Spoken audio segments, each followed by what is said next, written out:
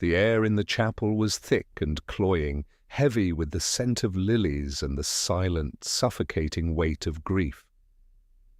Leo Vance stood by the polished oak casket, his hand resting on the cool, unyielding wood. Inside lay his father, Arthur, a man who had been his compass, his anchor, the quiet center of his world.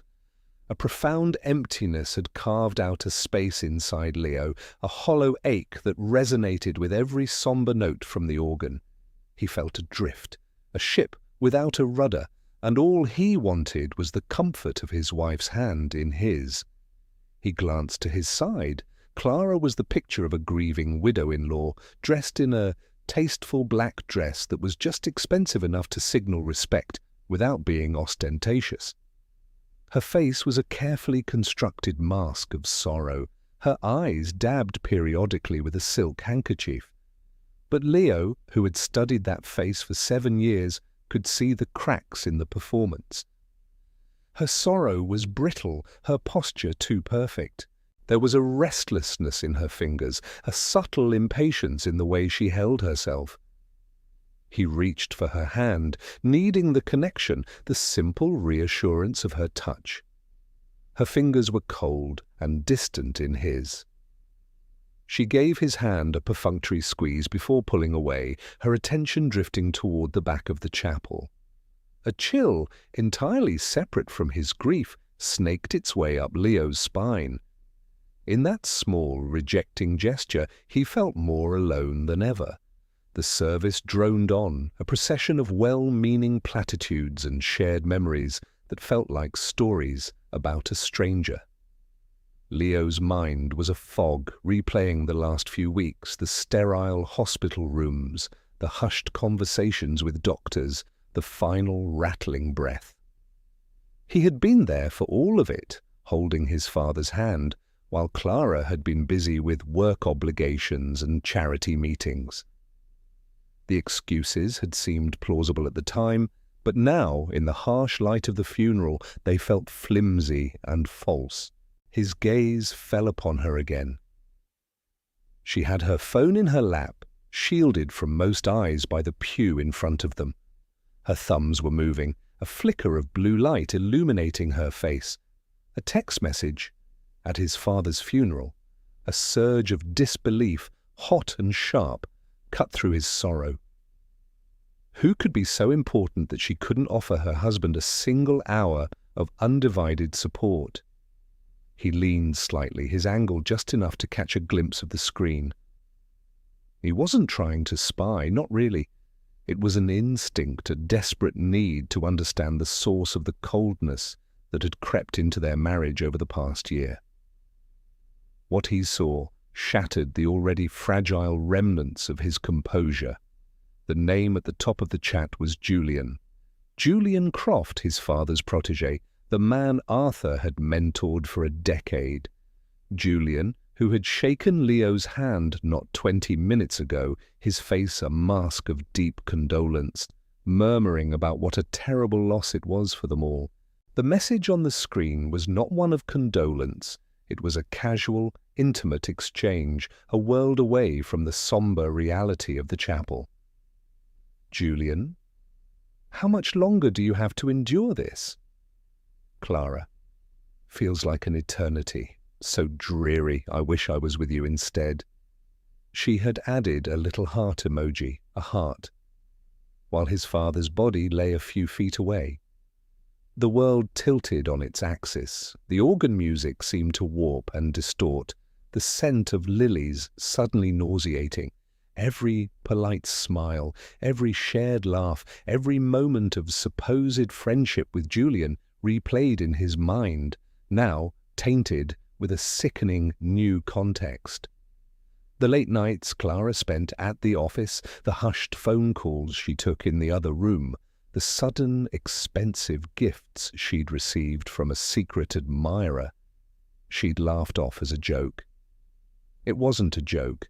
It was a cruel, devastating betrayal, unfolding in real time at the lowest moment of his life. Leo felt the blood drain from his face. He felt 100 pairs of eyes on him, though he knew no one had seen. It was a private humiliation, a dagger twisted in his heart while he was expected to stand tall and accept condolences. He pulled his hand back from his wife as if her touch were acid. She didn't even notice. Her world was in the palm of her hand, in the blue light of her screen, with a man who had called his father a mentor and was actively sleeping with his son's wife. The service finally ended. As people filed out, offering him murmured sympathies, Leo moved like an automaton. He shook hands, he nodded, he accepted hugs that felt like they were happening to someone else. His mind was a maelstrom of rage and pain. Clara stood beside him, the perfect wife once more, her phone now tucked away. She placed a hand on his arm. "Are you all right, darling? You look pale." The hypocrisy was so profound it almost made him laugh. Just as the last of the mourners dispersed, a tall, impeccably dressed man with silver hair approached him. It was Mr. Alistair Finch, his father's lawyer, and friend for over 40 years. His expression was solemn, but his eyes, sharp and intelligent, held a flicker of something else. It looked like pity.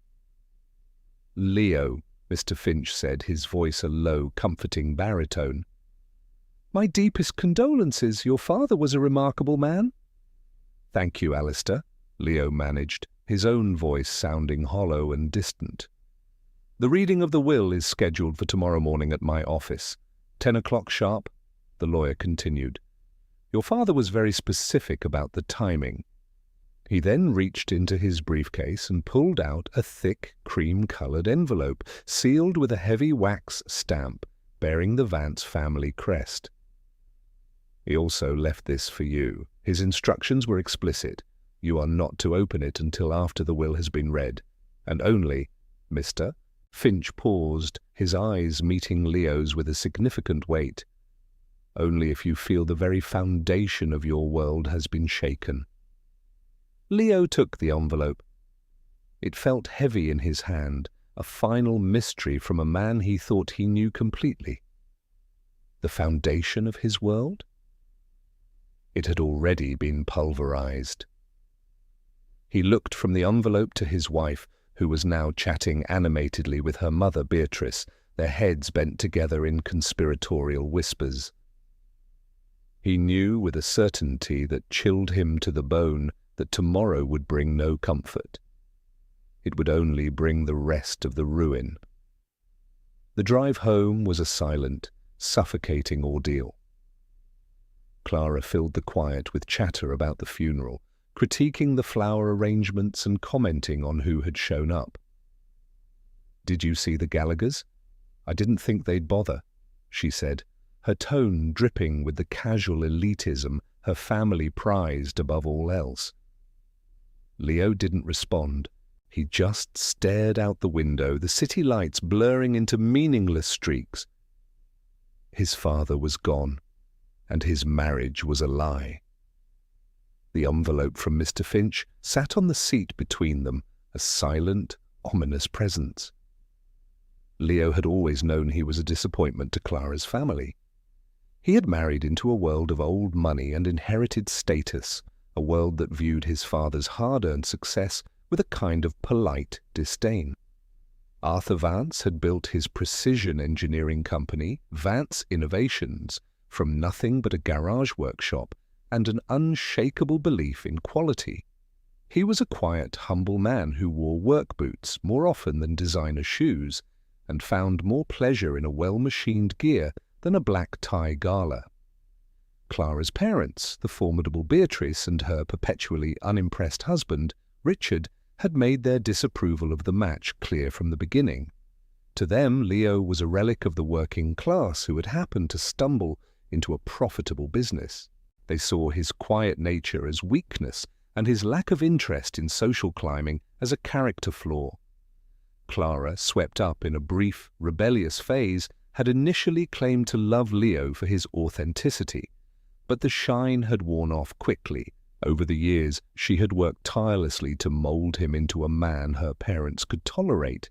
She picked out his clothes, corrected his speech, and pushed him to network with people he had nothing in common with. The constant pressure was exhausting. Their life became a performance, a carefully curated image of success designed to impress a world Leo cared nothing for. His father had seen it all. "Be careful, son," Arthur had warned him once, his eyes full of concern. "Don't let them sand down your edges, that's where you get your grip."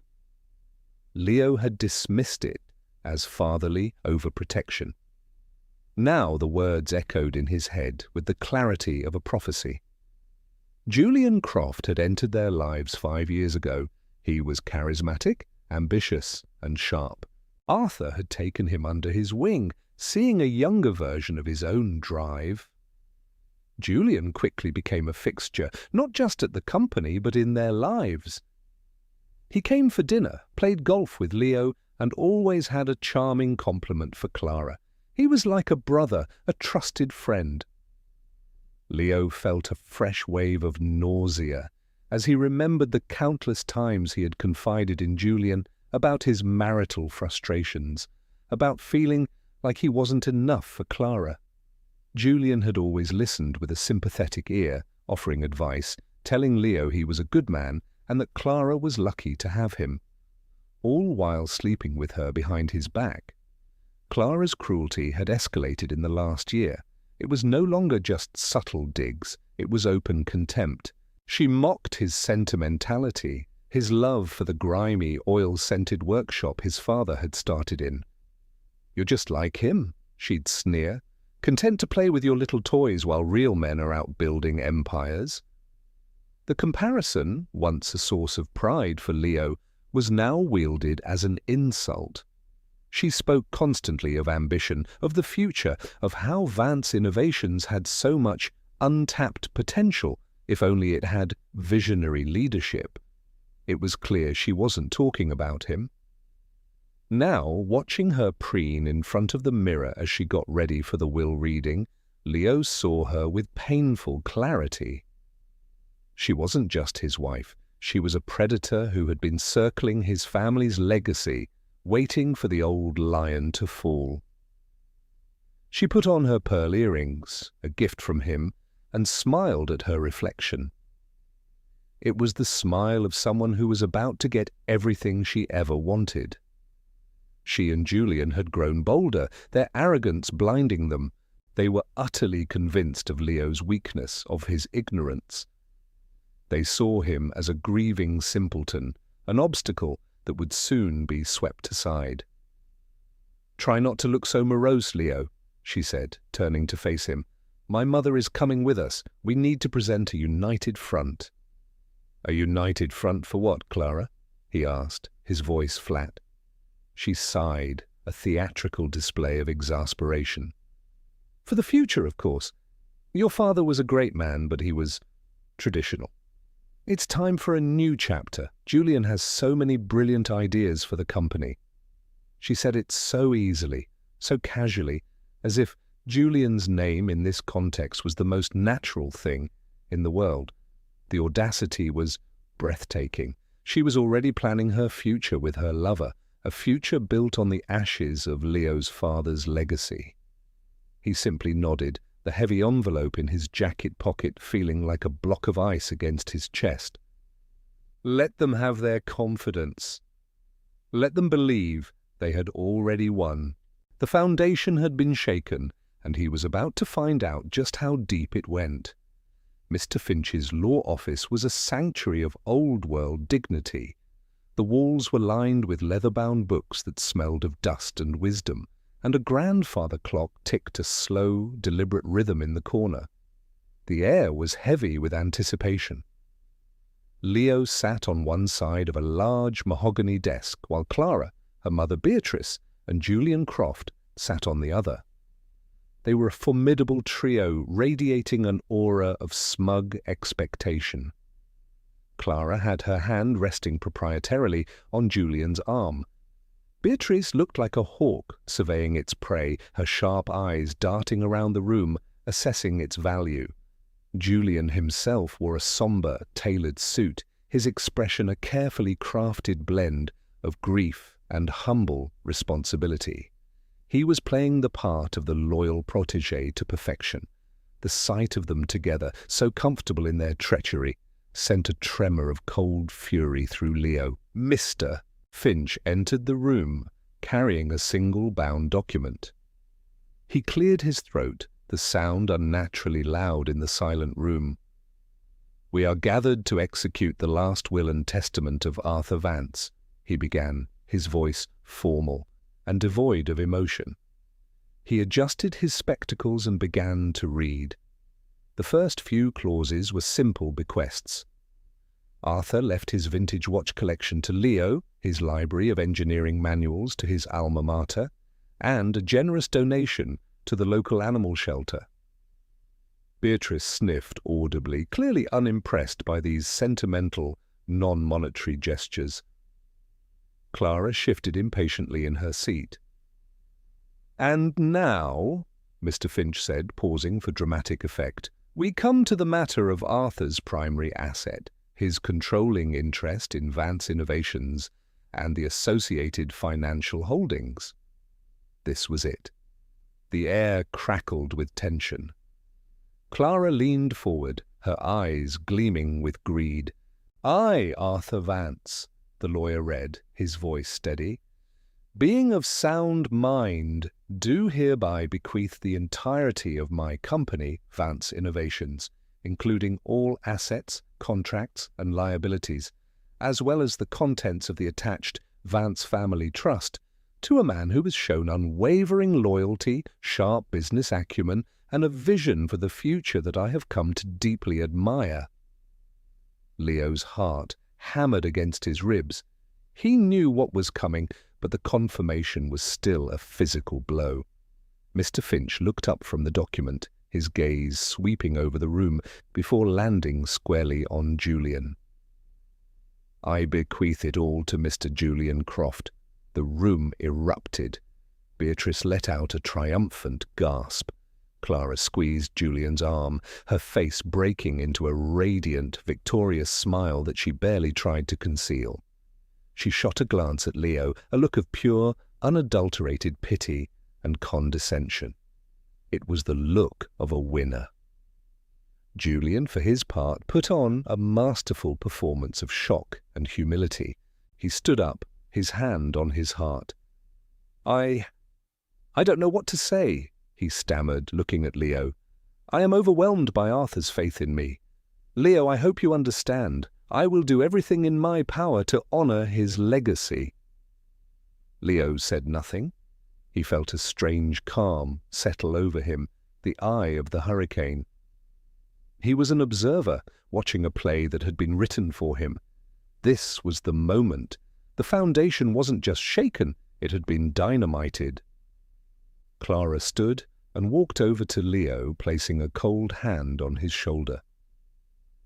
"I know this is a shock, darling," she said, her voice dripping with false sympathy. "But it's for the best. The company needs a real leader. Don't worry, Julian and I will make sure you're taken care of." The Julian and I hung in the air, a final, deliberate twist of the knife. It was a confession and a declaration of victory, all in one. They signed the necessary papers with a flourish. Julian, the new owner of Vance Innovations. They practically floated out of the office, high on their success, already chattering about board meetings and rebranding strategies. They didn't even give Leo a backward glance. He was old news, a relic of a past they were eager to discard. Leo remained seated, the silence of the office pressing in on him. Mr. Finch watched him, his expression unreadable.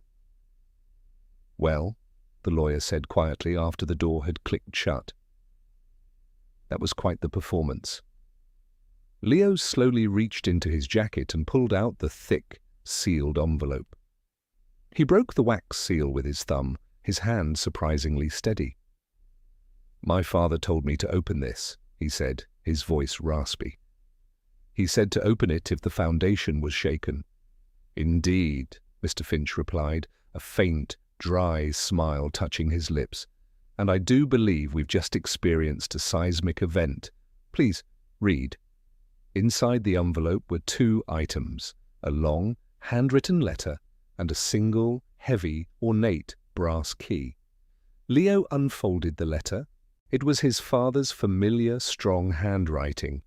"My dearest Leo," it began, "if you are reading this, then the vultures have revealed themselves. I am so sorry, my son. I am sorry for the pain this must be causing you, and I am sorry for my part in this deception. But a man must protect his legacy, and more importantly, he must protect his blood." Leo's eyes scanned the page, his heart pounding with a new, fierce rhythm. His father wrote that he had known about the affair for almost 6 months.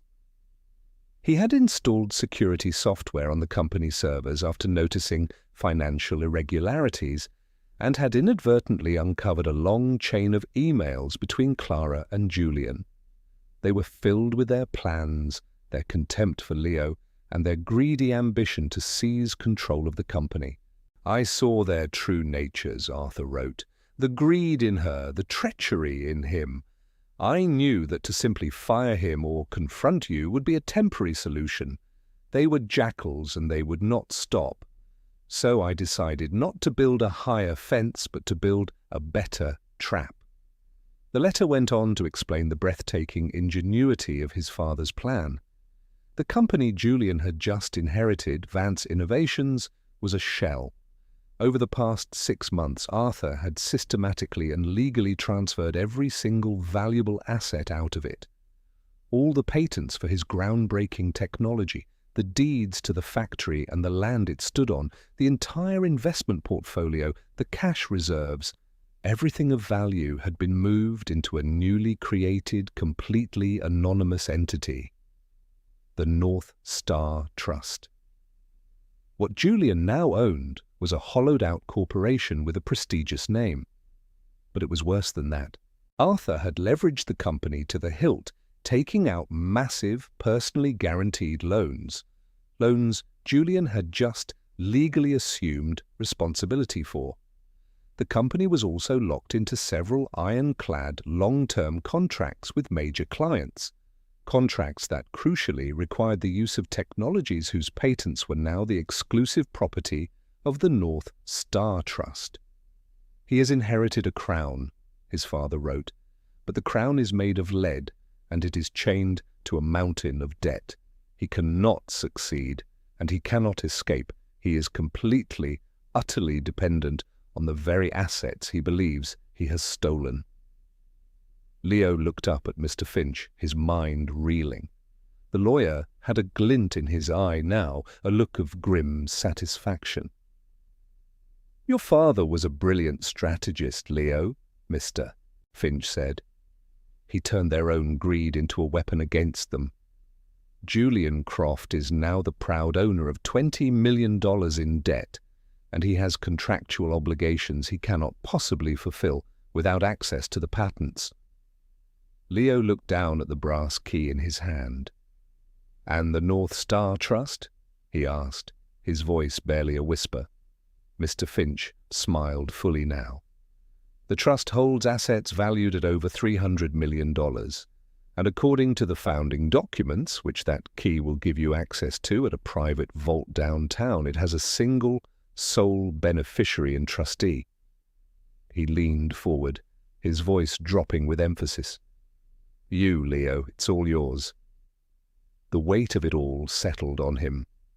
The grief for his father was still there, a profound ache, but it was now mingled with a surge of awe and a cold, clarifying anger.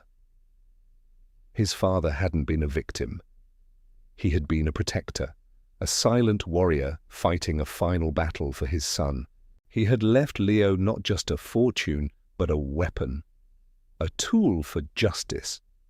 Leo closed his hand around the key, the metal cool and solid against his skin.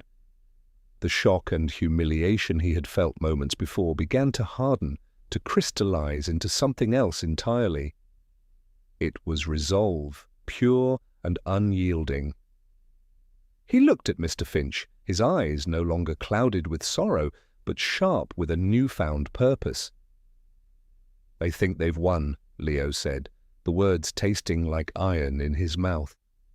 Their celebration will be short-lived, the lawyer confirmed. I want them to feel it, Leo said, his voice low and dangerous. I don't just want to take it all back. I want them to understand what they've done. I want them to know that they walked into this cage themselves. Mr. Finch nodded slowly, a deep respect in his eyes. Your father anticipated this. He laid the groundwork. Now it is up to you to execute the plan. It will require patience and precision. Leo stood up, the letter clutched in one hand, the key in the other. He was no longer the grieving son, the spurned husband, the clueless fool. He was the sole trustee of the North Star Trust. He was the keeper of his father's true legacy. Tell me what we do first, Leo said. The sleeping giant was awake. The days that followed were a masterclass in strategic silence. Leo retreated into the role they had cast for him, the broken man. He didn't answer Clara's calls, which came infrequently at first, filled with condescending offers of help, then grew more frantic as his silence unnerved her. He let her move out of their home and into a lavish apartment with Julian, an act that sealed their union in the eyes of the world. He allowed them to believe he was paralyzed by grief and defeat, hiding from a world that had become too cruel. Meanwhile, behind the scenes, he was a man transformed. He and Mr. Finch spent hours in the lawyer's office, poring over the intricate web his father had woven. They visited the bank vault where the brass key opened a heavy steel door to reveal stacks of documents, deeds, stock certificates, and patent registrations that represented the true heart of his father's empire. Seeing it all laid out, the sheer scale of his father's foresight and brilliance filled Leo with a profound sense of duty. The plan is divided into 3 phases, Mr. Finch explained, tapping a flowchart he had prepared. Phase 1, the celebration. We let them enjoy their perceived victory. Let them spend money they don't have, make promises they can't keep. Let their arrogance become their blindfold. And they did. Julian, as the new CEO of Vance Innovations, hosted an extravagant party to announce his takeover. He spoke of a new era of dynamic growth, charming investors and clients with visions of expansion. Clara was by his side, dripping in new jewels, playing the role of the power behind the throne. They were the toast of the town, a dazzling couple who had stepped in to save a stagnant company. The Schadenfreude was a bitter but potent fuel for Leo. He watched reports of the party online, his face impassive, his resolve hardening with every boastful quote from Julian. Phase 2, Mr. Finch continued, a grim smile on his face, is the squeeze. We activate the debt. The creditors, all of which are now holding companies secretly owned by the North Star Trust, will begin to call in their loans simultaneously. After 2 weeks of allowing Julian and Clara to live in their fool's paradise, Mr. Finch made the first move. Acting as a representative for an obscure financial firm called Argent Capital, he sent a formal notice of loan recall to Vance Innovations. The letter demanded immediate repayment of a $5 million loan. Julian's reaction, as reported by a trusted contact still inside the company, was one of dismissive arrogance. He laughed it off, telling his new board it was merely a clerical error from a minor creditor. He made a call, his tone full of bluster, only to be met by a cold, unyielding bank manager who informed him that the recall was legitimate, binding, and due within 30 days. Panic began to fray the edges of Julian's smooth facade. He tried to secure a new loan to cover the old one, but news of the company's sudden debt obligation had spooked the banks. Doors that were once wide open were now politely but firmly closed. Then the cascade began. A second creditor, Bedrock Holdings, also controlled by Leo's trust, recalled another $7 million loan. A third followed a week later. It was a coordinated, systematic attack, a financial siege that Julian was utterly unprepared for. The $20 million in debt his new company was carrying was no longer an abstract number on a balance sheet. It was a guillotine hanging over his head. The pressure began to crack the triumphant alliance between Julian and Clara. Leo heard through the grapevine that their arguments were becoming legendary. Clara, whose lavish lifestyle was now under threat, berated Julian for his incompetence. "You told me this company was a gold mine," she would scream. "You were supposed to be a genius." Julian, in turn, grew increasingly desperate, his charm curdling into a venomous paranoid rage.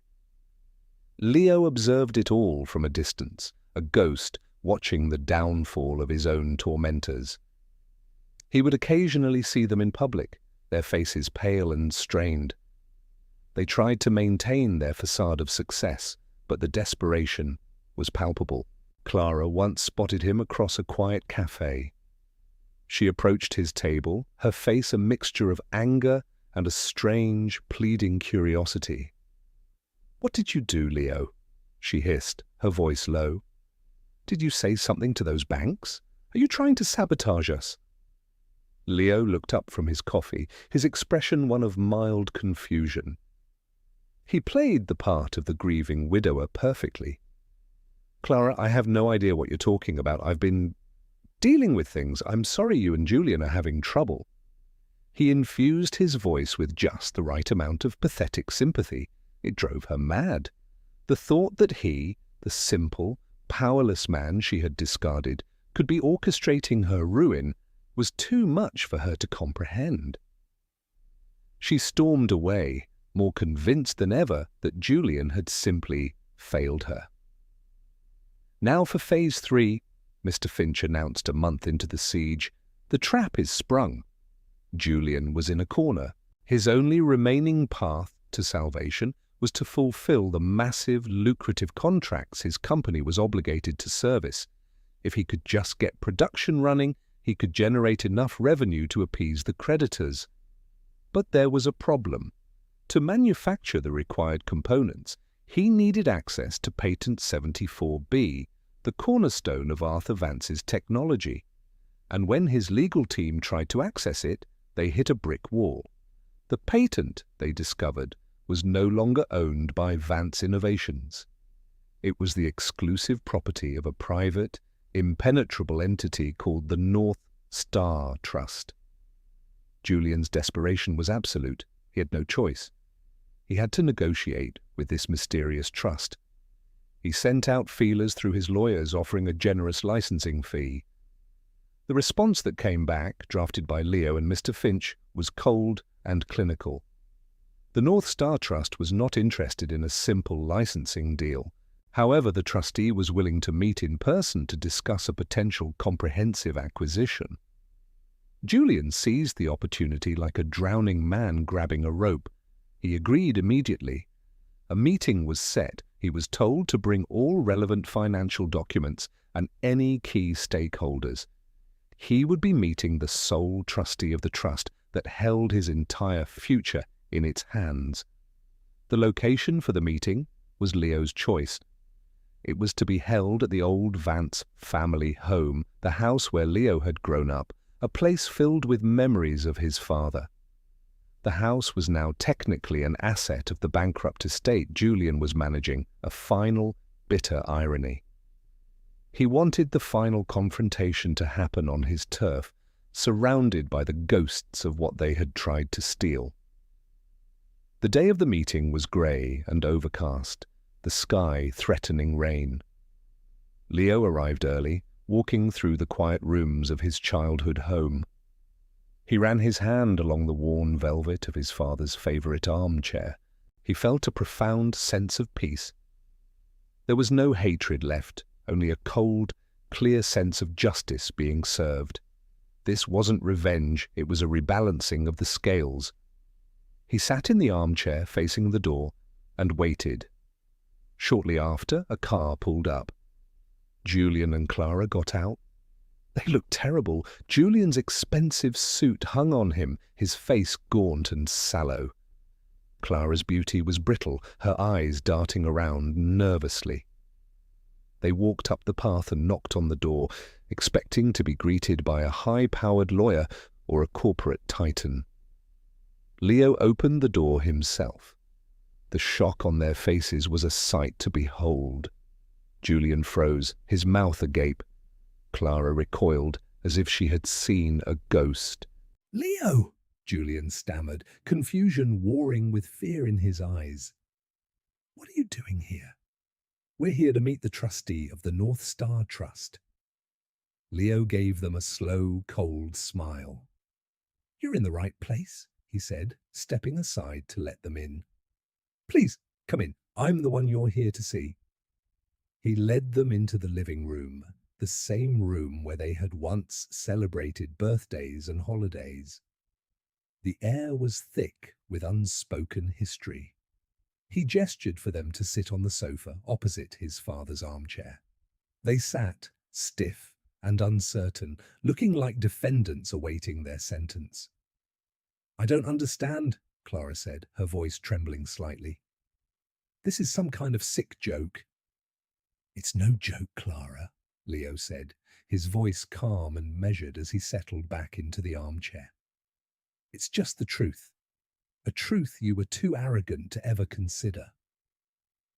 He let the silence hang in the air, watching them squirm.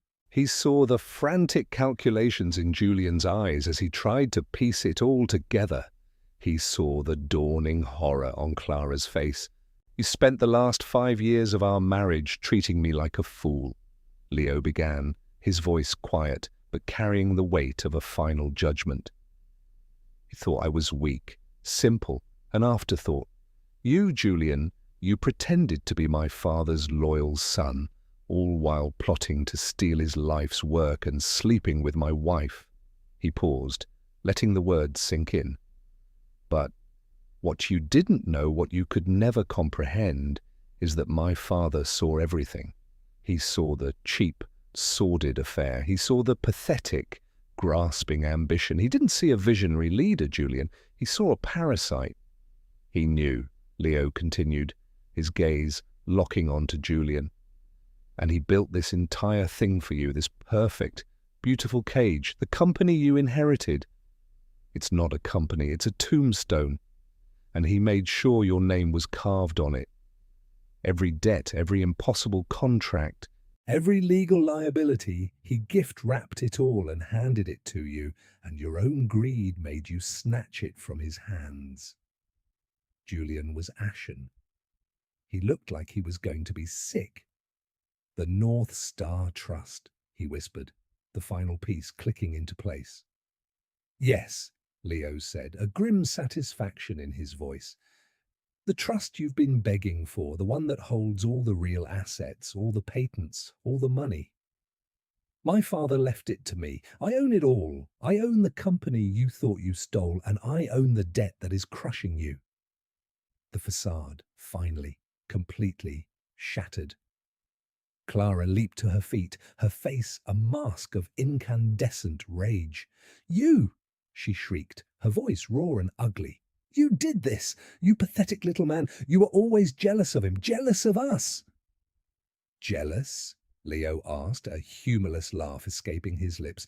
"No, Clara, I'm not jealous. I'm just, disappointed. I actually loved you once." The confession seemed to stun her more than the accusation. She lunged toward him, her hands clawed, but Julian, in a moment of utter defeat, grabbed her arm and pulled her back. He knew it was over. The fight was gone from his eyes, replaced by the vacant stare of a man who has lost everything. Clara broke down completely then, collapsing onto the sofa in a storm of hysterical, racking sobs. It was not the sound of grief, but of pure, thwarted rage. She pounded her fists on the cushions, screaming at Julian, at Leo, at the cruel injustice of a world that had not given her what she felt she was owed. Leo stood up. He felt nothing for her tears, nothing for Julian's silent despair. He walked over to a small table by the door and placed the old house key upon it. This house, along with every other asset you thought you controlled, will be seized by the creditors tomorrow to begin paying off your debts," he said, his voice cold and final. "My creditors? You have 1 hour to take anything you want to remember this life by. After that, it's over." He didn't wait for a reply. He turned his back on them, on the wreckage of their lives, and walked out the front door. He didn't look back. The sound of Clara's screaming followed him for a moment before the heavy oak door clicked shut behind him, silencing the noise for good. The rain had started to fall, a gentle, cleansing drizzle, washing the world clean. In the year that followed, the scales of justice balanced themselves with an almost poetic precision. Julian Croft was utterly ruined. Forced into a humiliating bankruptcy, he lost everything. Worse, during the audit of Vance Innovations, evidence of his attempts to fraudulently misrepresent the company's value to potential investors came to light. He was charged with securities fraud and, after a short trial, was sentenced to 5 years in a minimum security prison. His name, once synonymous with ambition and success, became a cautionary tale whispered in boardrooms across the city. Clara's fate was a different kind of prison. With no money and no powerful husband, the high society world she worshipped turned its back on her. Her parents, horrified by the public scandal and unwilling to be associated with her spectacular failure, cut her off completely.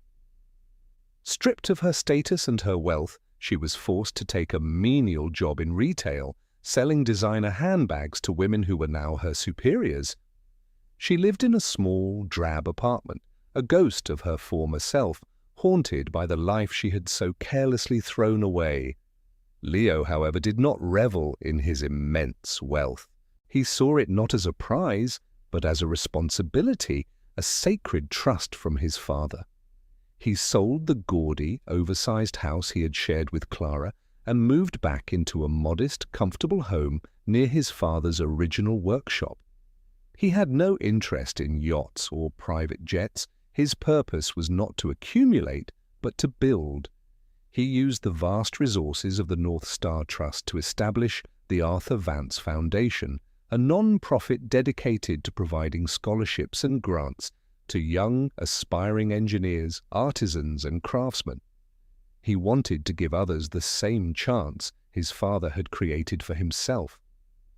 He also revived his father's true company, rebranding it as Vance Legacy Works. He focused not on rapid expansion, but on the principles his father had lived by: quality, integrity, and innovation. The company flourished, earning a reputation for being the best in the world, a testament to Arthur's enduring vision. Leo found his own peace not in a boardroom, but in the workshop.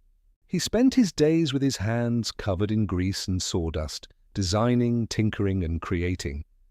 He found a quiet joy in the hum of the machinery and the satisfaction of a job well done. He was honoring his father not by hoarding the fortune he had left behind, but by living the values he had embodied. One afternoon, while reviewing grant applications for the foundation, he met a woman named Elena, an art historian who was consulting on a project to preserve industrial-era machinery. She had kind eyes and a warm, genuine smile. She wasn't impressed by his name or his wealth. She was fascinated by his passion for the craft, by the stories he told about his father. They talked for hours about art and engineering, about legacy and purpose. For the first time in years, Leo felt a connection that was real and unpretentious. It was the quiet, unassuming start of a new, healthy chapter.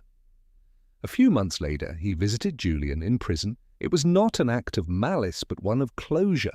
Julian was thinner, greyer, the last vestiges of his arrogance stripped away. He could barely meet Leo's eye. "Why are you here?" Julian asked, his voice a hoarse whisper. "My father taught me that every machine has a purpose," Leo said calmly, "and every action has a consequence. I just wanted to see the final result of yours." He stood up to leave. "I hope you find a new purpose, Julian, a better one." As he walked out into the bright sunshine, Leo felt the last heavy chain of the past fall away. He was finally free. His father's legacy was secure, the betrayals had been answered, and his own future was a blank, promising canvas. True wealth, he now understood, wasn't measured in bank statements or stock portfolios. It was measured in character, in the love you give and the legacy you build. True power lay not in what you displayed to the world, but in the quiet integrity you held within your heart. Arthur Vance had known that all along, and now so did his son.